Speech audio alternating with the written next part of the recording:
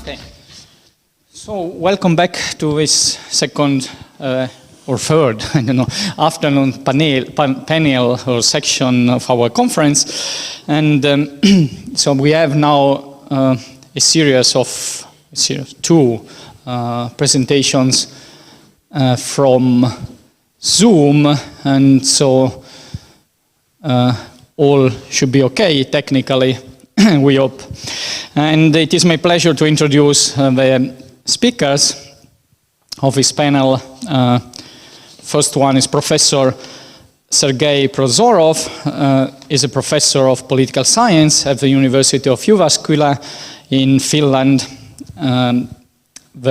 Sergei's research interests include political philosophy, theories of democracy and totalitarianism, biopolitics and governance. His most recent book, published this year, is entitled Biopolitics After Truth. So, Sergei, if you are there, the floor is yours. Or the screen, actually.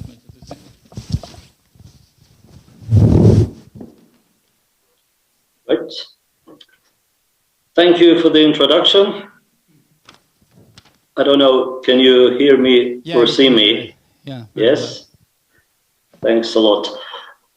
So, the paper that I would like to present today is called A Farewell to Homo Sacer, Sovereign Power and Bare Life in Agamben's Coronavirus Commentary.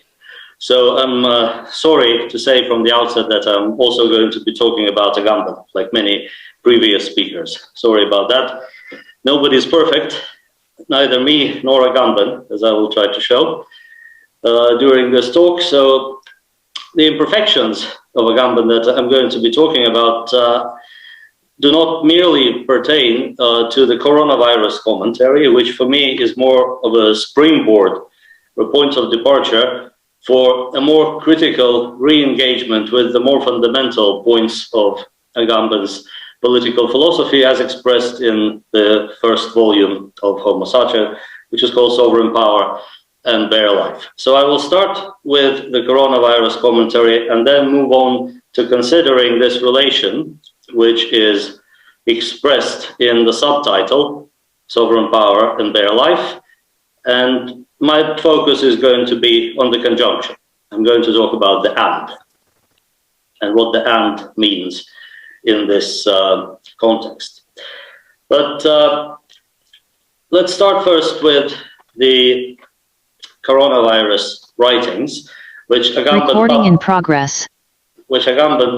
published since the beginning of the pandemic on the website called Quodlibet, which were then collected into a book, which is called Where Are We Now? It was published a couple of months ago in English, which collects those blog posts, vignettes, dispatches, however we would like to call those writings.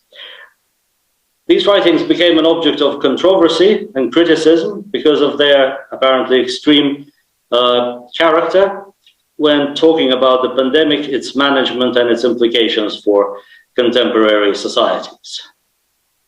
To quote just a number of these, Agamben says, once terrorism ceased to exist as a cause for measures of exception, the invention of an epidemic offers the ideal pretext for widening them beyond all known limits. He then continues in a later piece to say that our society no longer believes in anything more than bare life. It is now obvious that Italians are ready to sacrifice practically everything, their life conditions, their social relationships, their work, even their friendships, to the danger of getting sick. And then the final sample, people have been so used to living in conditions of perennial crisis and emergency that they seem not to realize that their life has been reduced to a purely biological state. A society that exists in a constant state of emergency cannot be free. So there's a certain relation here established between a state of exception or a state of emergency and bare life.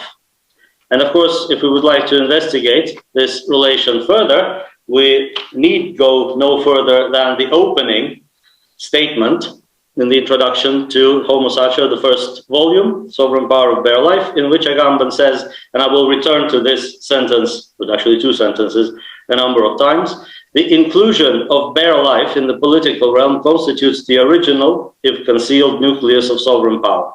It can even be said that the production of a biopolitical body is the original activity of sovereign power.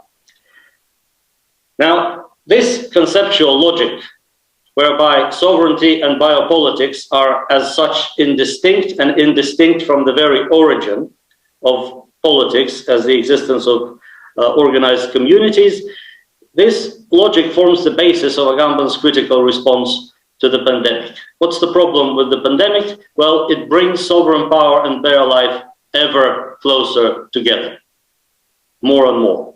On the one hand, the introduction of a state of emergency in Italy and then other European countries has reduced the exercise of power to its pure form of sovereign power and reveals the dependence of the law on its apparent opposite. So Agamben says, once again, I quote from the book, "We have been accustomed for some time to the ill-advised use of emergency decrees through which executive power effectively replaces legislative power. In this case, however, the case of the pandemic, all limits have been overstepped. It seems that the words pronounced by the Prime Minister and by the head of the Civil Protection Department have the immediate validity of law, as was once said of the words of the Führer." And this is not the only time that Agamben makes an analogy here between the contemporary situation and either German Nazism or Italian fascism. So that's on the one hand, the introduction of the state of emergency reduces power to its pure form of sovereignty. And on the other hand, the ascent of the coronavirus to the top of the political agenda has reduced political life to mere survival, as Agamben calls it, as good life is sacrificed for the protection of bare life. And this is a problem for Agamben because bare life and the fear of losing it is not something that unites people, as he says, rather it blinds and separates them. What is a society that values nothing more than survival?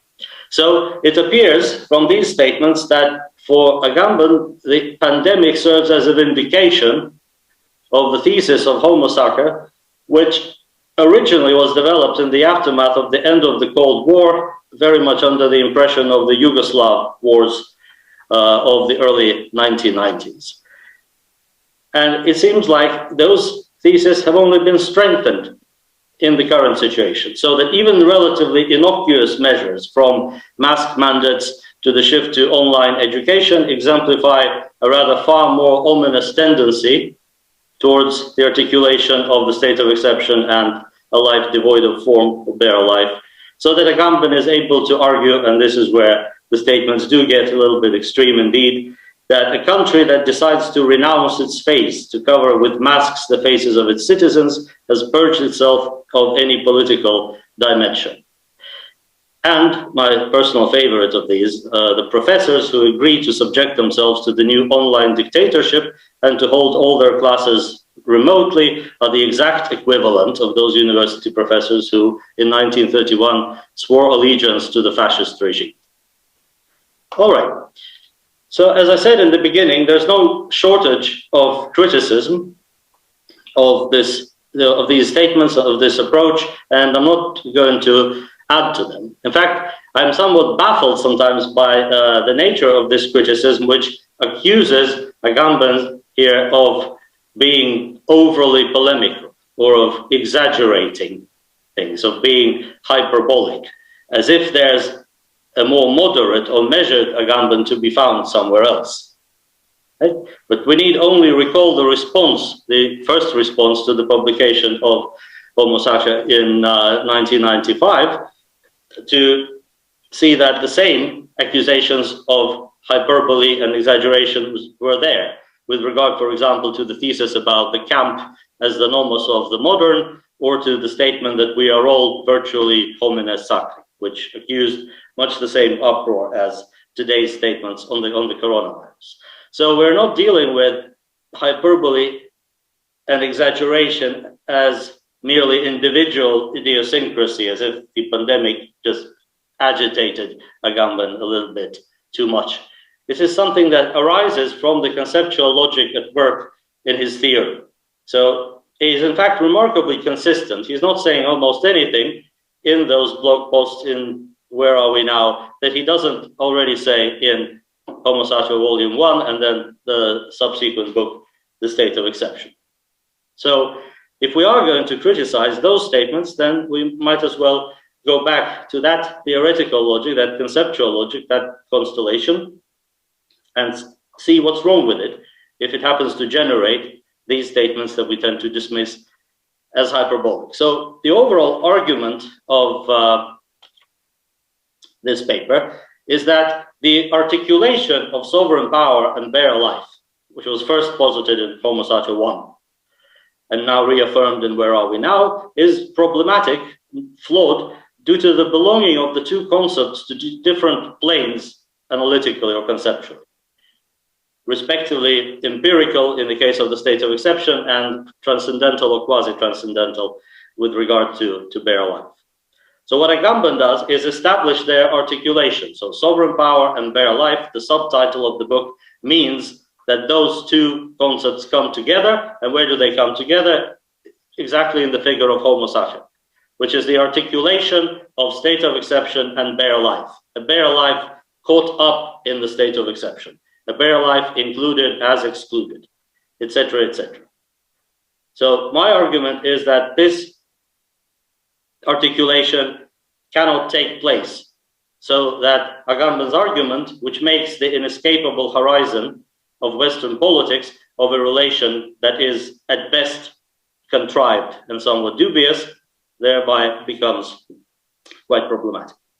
Before I go into the specifics, I would just like to say that this is not a matter of a sort of wholesale dismissal or even criticism of Agamben's political theory, because in many ways Agamben himself provides resources for overcoming this problem.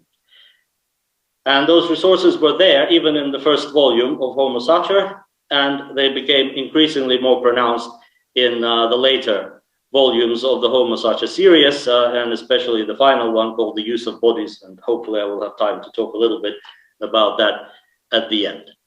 But let's begin with the two concepts and their movements.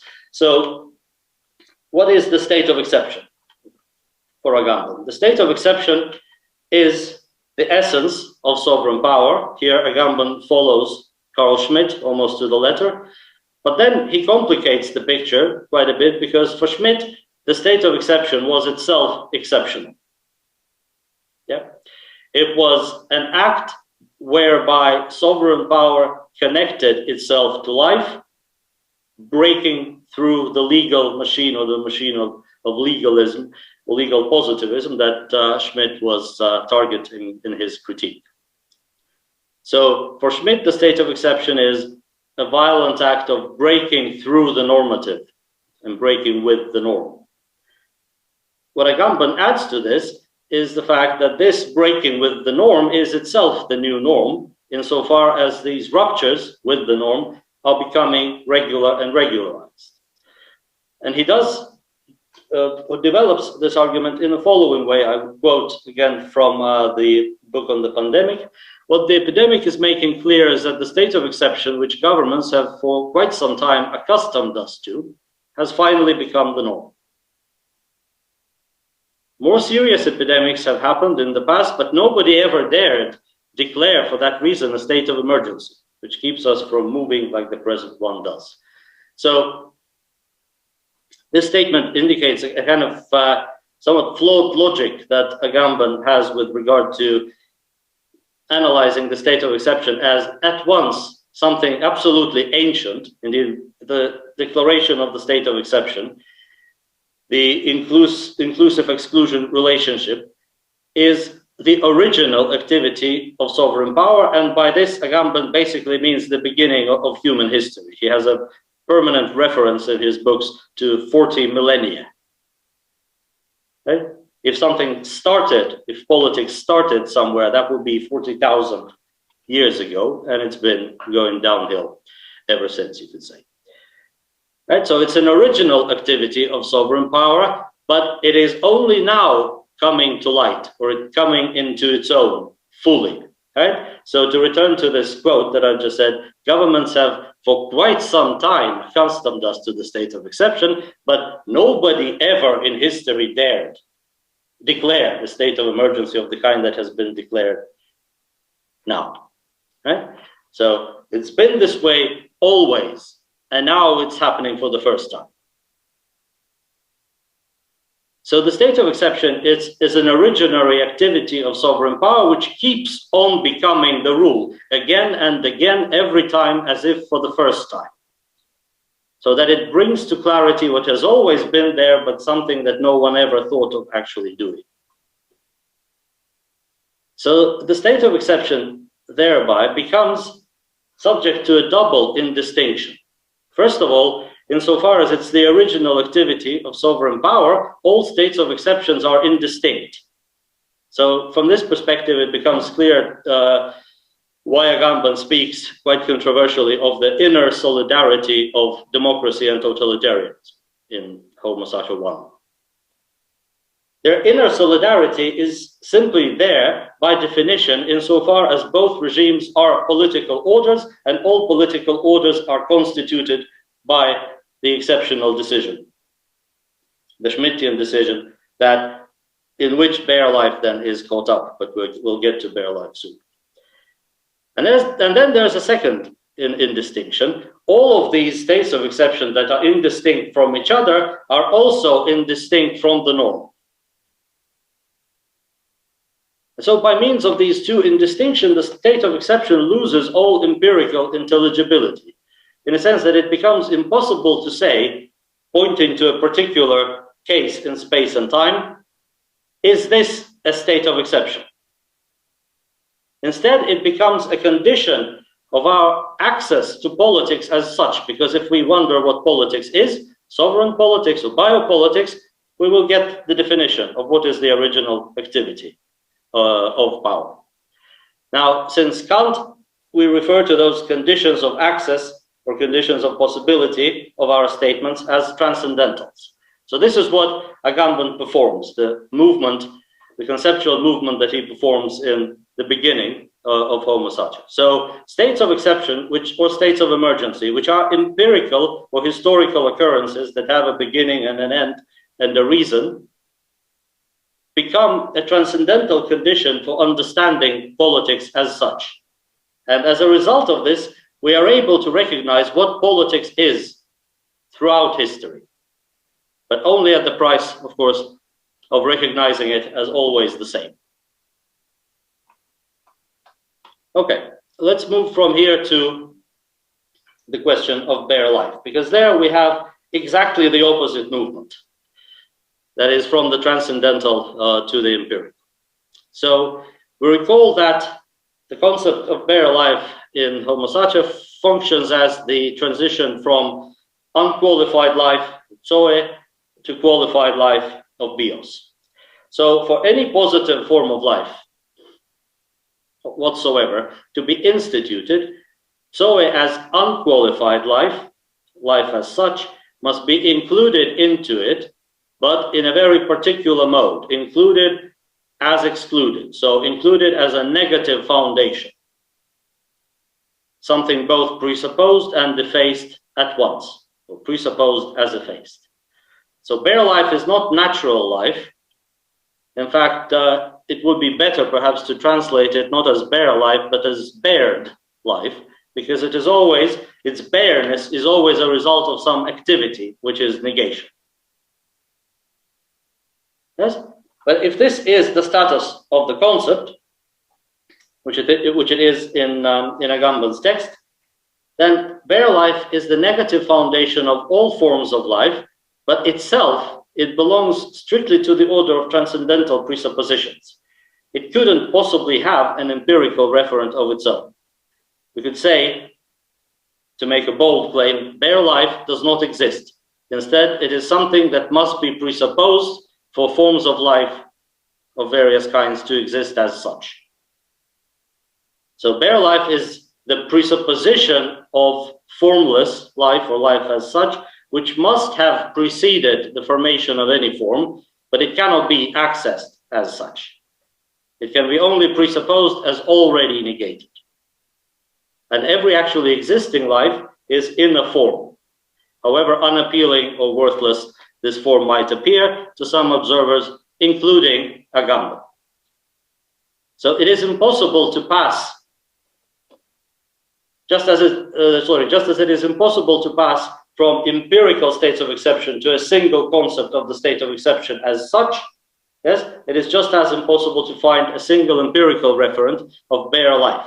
Whatever life you take, it is never really bare. And indeed, Agamben in Homo Sacer 1 and in later works, such as Remnants of Auschwitz, for example, seems to be accepting this point.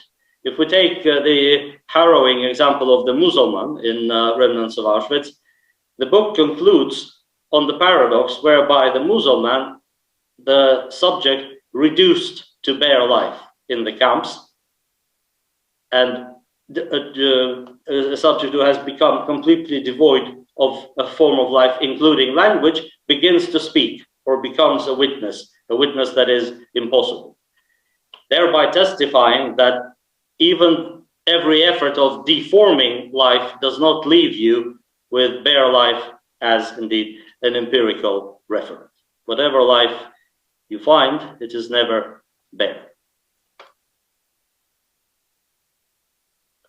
So we see there are two movements: state of exception from the empirical to the transcendental, and bare life from the transcendental to the empirical. And this extension of both concepts, or the fields of the operation applicability of both concepts, permits Agamben to present what is a condition of possibility as an empirical entity, and conversely, empirical states of affairs as transcendental origins. So the two concepts leave their initial site of articulation and move towards each other like opposite vectors in geometry, and then they meet halfway. And where they meet is precisely where Homo Sacer stands. A life stripped of its form and abandoned to the force of law, which is stripped of its content. But if we say that this extension is problematic, if we maintain the separation between the empirical and transcendental planes, then the two concepts can never form this articulation, even if we postulate that they actually move towards each other, because the difference in planes would basically mean that the vectors, even if they have opposite directions, they remain anti-parallel and therefore do not intersect, right? The picture would be something like that. In other words, sovereign power has no access to life as such, precisely because there is no sovereign power as such. There are only ever particular forms of power, particular historical modes of the state of exception, which grapple with all kinds of forms of life, except for bare life, which they cannot access and which they cannot enter into the series of forms that it makes possible. So the conclusion is that the conjunction "and" in the subtitle of Homo Sacer 1 denotes, or must denote, not the articulation of the two concepts, but a disjunction, a radical chasm that cannot be bridged other than in bad faith. Now, this conclusion does go fundamentally against the basic tenets of Homo Sacer 1 and perhaps the state of exception, but it also resonates with the admittedly less developed and somewhat esoteric theme that first appears in Homo Sacer 1, but is not very much developed there, and that's the theme of non-relation. Because when Agamben speaks about the possible solution to the logic of sovereign power, he says that it was to be found in thinking, ontology, and politics beyond every figure of relation. Okay, and he kind of leaves it there without much explication. Now, in the use of bodies, this theme of non-relation is concretized somewhat again as a solution to this presuppositional logic that defines sovereign power. And here Agamben develops it with reference to Coley's concept of contact as a proximity of elements in which neither one presupposes, founds, or excludes the other. So I'll quote from the use of bodies: contact is not a point of tangency, nor a quid or a substance in which two elements communicate. It is defined only by an absence of representation, only by a caesura. The two terms simply expose the void where their articulation used to be. And then Agamben completes this discussion by a precise reference to the state of exception, saying that what we are able to observe in this non-relation of contact is life, which is no longer included as excluded and stripped of its form, but something which appears, as he says, in its free and intact form. What has been divided from itself and captured in the exception now appears in its free and intact form. Well, I think that this is precisely the approach that requires going beyond the argument in Homo Sacer, simply because it presupposes that we dissolve this image of Homo Sacer, which exists and only appears at the articulation of sovereign power and bare life, and instead of this image, instead of this articulation, we rather observe a chasm that makes possible the continuous generation of forms of life that are neither included in sovereign orders nor excluded from them, but rather remain in non-relational contact with them. Thank you. I'll stop here.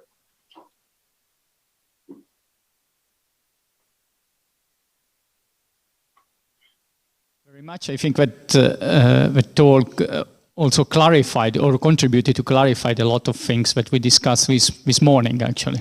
So now I must look at the people here. But please, I would take questions both from the audience here and from the people in Zoom. We can do it so that the people who are following us from the other side of the screen, please, if you have any questions, so show your hands or something, so Susanna will follow it. Yeah, you can write in the chat. So please, Michael.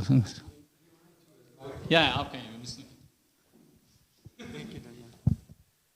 Thank you so much for this really, truly brilliant talk, clear. And so what you've done to Agamben, it's, to use an analogy, if I talked about Freud, but completely debunked his theory of libido and everything that goes with it. So basically, you've destroyed, not deconstructed even, you've destructed his entire theory. So my question is there anything you would salvage from Agamben? Is there anything, because sometimes theorists may have a framework that doesn't hold up, but the particular observations within this framework are very valuable. So you don't have to believe in Freud's notion of sexuality to understand that the psychopathology of everyday life might be a really interesting approach and veridical in its own way. So is there anything about Agamben that you would say is really, truly worthwhile theoretically and pragmatically? Yes, thank you. It's a very good question. Well, to begin with, right, as I said, even when it comes to Agamben's political theory, what I am doing has at least some correlation with what Agamben himself is doing at the end of the Homo Sacer series and use of bodies and non-relation, etc., etc. But of course, if the question is wider, what can be salvaged of Agamben, there's of course a lot. The method, the development of Foucault's archaeological methodology in very interesting new directions, political theology, the analysis of the economy, which Agamben developed in The Kingdom and the Glory, and unfortunately forgot about when he was writing the coronavirus texts, because that would have been a lot more helpful than rehashing the Homo Sacer thesis. So a lot, I could go on in various fields. I think Agamben is very valuable. As a matter of a personal anecdote, because I mean, I've been working on Agamben for a bit over 20 years now, that the point that I'm making now has been long in gestation. And I think at a conference in 2005, when discussing Agamben, I just made a point that was not very well received, but was very controversial. I said that I think that Homo Sacer is Agamben's worst book.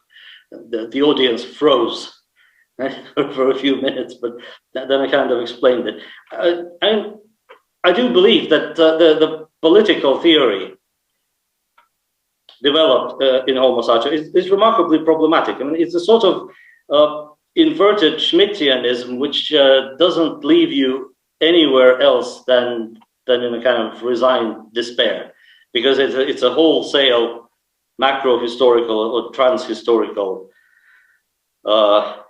account that doesn't leave any spot for anything like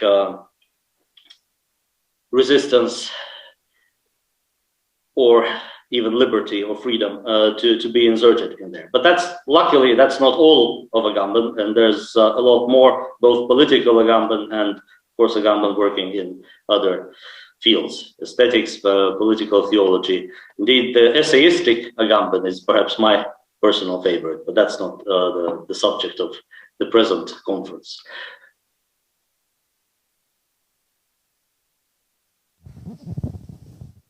Other questions from here or from there? Yeah, maybe if I can, I will continue a bit what Michael was saying, but playing a bit the advocate of the devil, if it's okay. So, I mean, I think that's exactly what Agamben would respond probably, is that, yes, exactly, this transcendental presupposition is the perversion of sovereign power, of Western politics, and what you are saying, yeah, this non-relational moment is what is trying to advocate as a solution to this problem. But yeah, I agree with you, and I don't know if it's what you wanted to say, that his kind of method or approach gets contaminated by this transcendental presupposition, and he starts to use the concepts exactly in the same way as sovereign power, according to him, does with bare life and with a state of exceptions.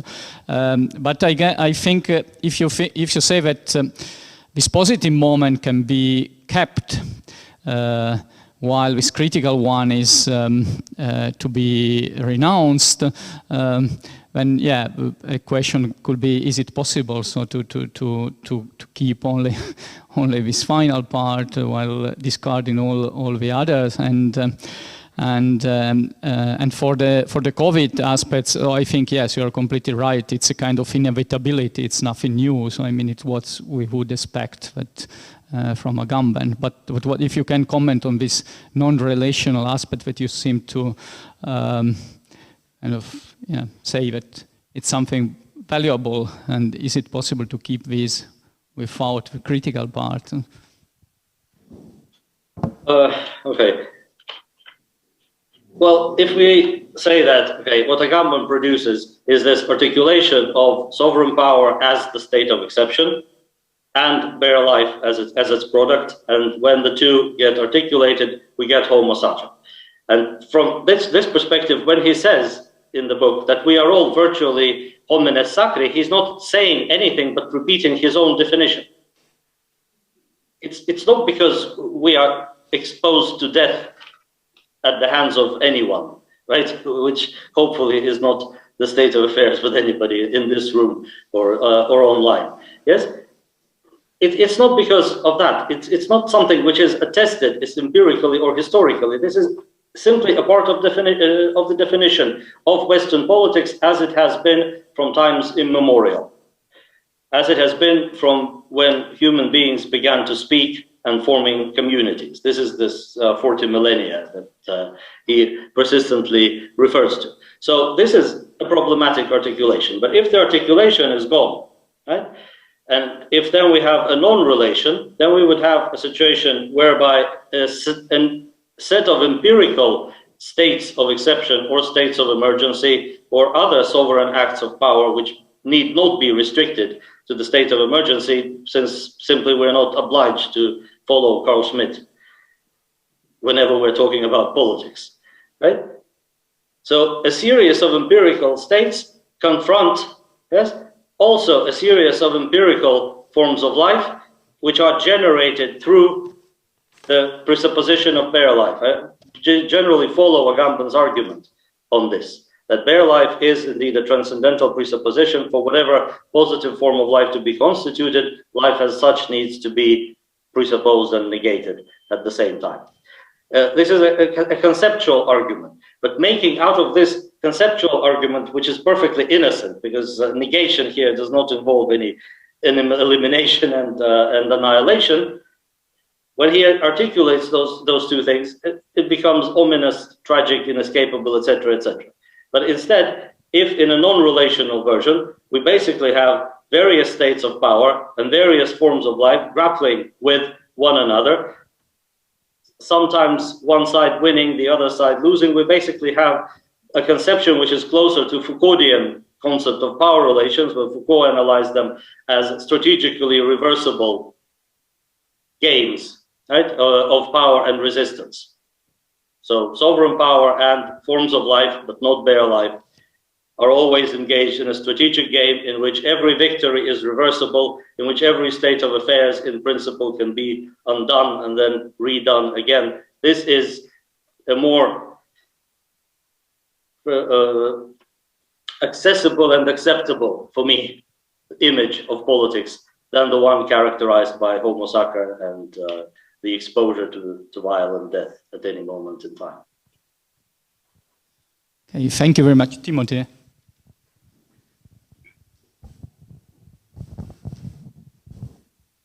Thanks. Well, that was just a terrific exposition on Agamben.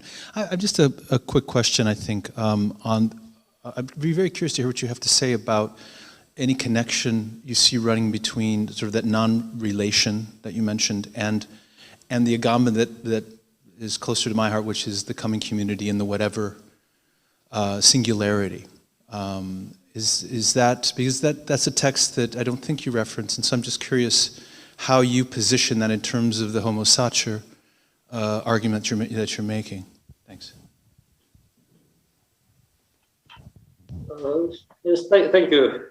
Yes, that's a fantastic question. I do believe that if we do something like a genealogy of Agamben's work, right, then I think that something interesting takes place around 1990 there, which is when the Coming Community was published, again, in a dialogue with a number of other works on community by Blanchot, Nancy, and so on. And then the appearance of Homo Sacer in 1995. So there was a kind of a break, because the insights of the Coming Community were never really taken up, at least as explicitly, until perhaps those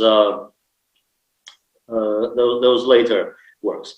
I think that the Coming Community is precisely defined by its non-relation to the state.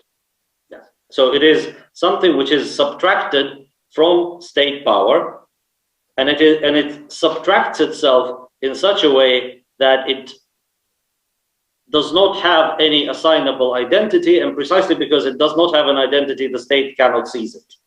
That was Agamben's argument in the Coming Community. So it's able to establish a non-relation or a distance to the state because it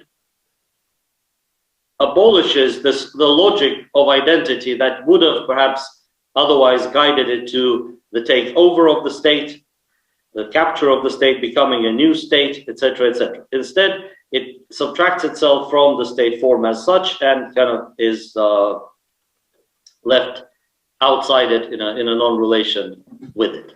Now, this non-relation and being outside is then, in Homo Sacer, converted into abandonment.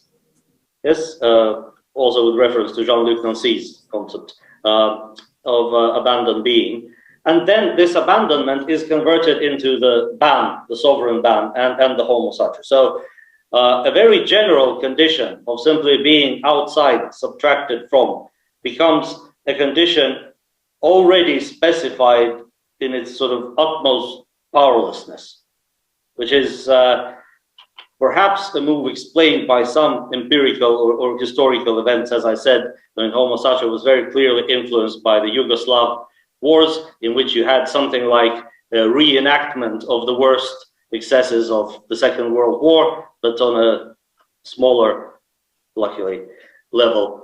Yes, which kind of threw into relief all the optimistic discussions of the end of history. Perhaps that's the reason. I don't know, but definitely there is a connection between the coming community and then the more affirmative discussions in the later works, and that's a more promising Agamben, also in my view.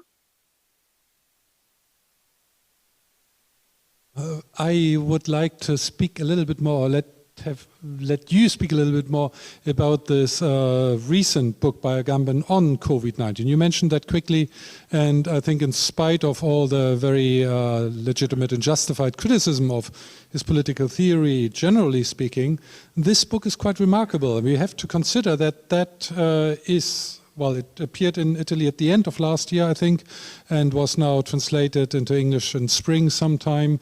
And so, but all of the contributions, all of the chapters, or most of them, are actually from the very first months of the crisis. So February to May, most of the book actually. So it's very early, and I find it remarkable. And in reading that now all together, I must say that in many ways, he has a very good point with his different articles at the time. Yeah, he really points to dangers that have become true, and we can see much clearer nowadays that he had a very good point, in spite of some exaggerations, of which you mentioned also one or two.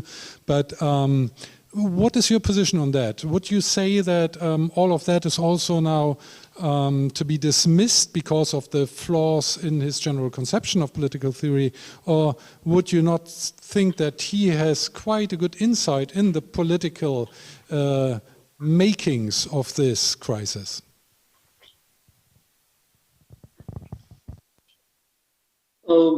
There are a number of points I could make in response to this. Firstly, I think that there are definitely certain interesting points that Agamben makes, which are not exactly new. I think that most of what he said could easily be sort of inferred from earlier writing, so that you could easily anticipate what he's going to say. Certain things are suggestive, but not yet developed into good form, such as, for instance, this argument about medicine as religion, which was already criticized in this conference in the previous panel, and I totally subscribe to this criticism. I think that there are a number of problems from the outset with Agamben's argument. The first of the articles, if you look chronologically on it, was called the Invention of the Epidemic. Right? So the whole thing was not real to begin with. Right? The whole thing was an invention. And during in that early article and the subsequent one, there are numerous claims there that place Agamben in the camp of sort of COVID denialists and really undermine any more valuable points that he would like to make. So I certainly would agree with a number of critical points he makes concerning particular regulations during the pandemic that were either unnecessary, excessive, or something else. But I don't think that we should really go to Agamben for a measured analysis of current forms of governmental regulation. We're not going to find it there. Yes, and therefore he should not be assessed for those things. What I always found more interesting is how these statements arise from a more general constellation of political theory, including works written 25, 30 years ago. So this is a question that very often arises with regard to sort of hermeneutics of contemporary and not only contemporary political theorists. So do you separate, right, the theoretical texts from statements on current affairs? Right? Do you assess them differently and according to the different kind of epistemic criteria? Well, Agamben answered half of the question, if you like, by publishing those texts as a book, right? Which already makes it a legitimate target for criticism in many ways. But also, what he's doing in this book is not simply producing his opinions on the current crisis that are totally unprofessional or equal to, let's say, if I were to publish as a blog my views on climate change, which many would find agreeable, but which are not scientific at all in any way, and hence should not be viewed as such. What he is doing in this book, I think, is practicing his own method in many ways. He's offering a paradigm. He's offering a paradigm of the same thing as the other paradigms. He's offering yet another paradigm of the state of exception, meeting bare life, and producing the Homo Sacer. And he did it in this crisis, and he'll do it in the next crisis, in much the same way, I think. In some ways, yeah. But thank you.